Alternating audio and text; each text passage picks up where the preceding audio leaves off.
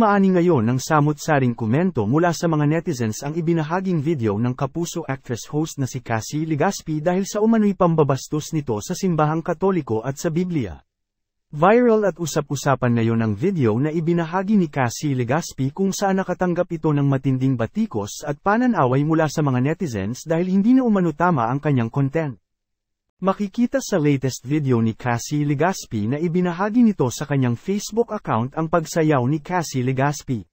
Sa umpisa ay tila simple lamang na sumasayaw ang kapuso actress at TV host subalit bago matapos ang kanyang pagsayaw at ang kanyang pag-twerk ay bigla na lamang niya pinakita ang Biblia habang sumasayaw.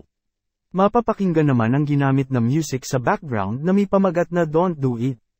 Mapapansin rin na kulay pink ang hawak nitong Biblia. Ang nasabing video ni Cassie Legaspi ay umaabot na sa mahigit 2 million views at mahigit 20,000 na mga reactions mula sa mga netizens.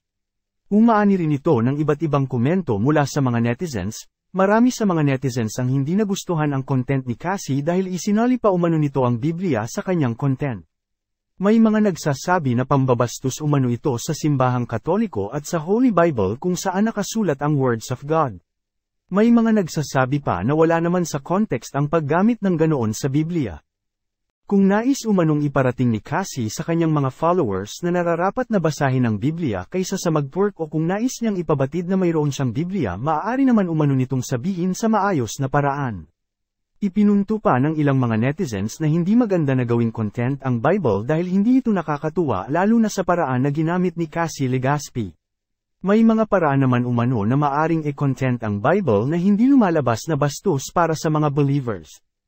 Samantala, dinadamay naman ng ilang mga netizens ang mga magulang ni Cassie Legaspi na sina Zorin Legaspi at Carmina Villaroel. Marami ang kumukwestiyon sa mga ito kung paano nila pinapalaki ang kanilang mga anak. Ano ang sa inyo sa balitang ito?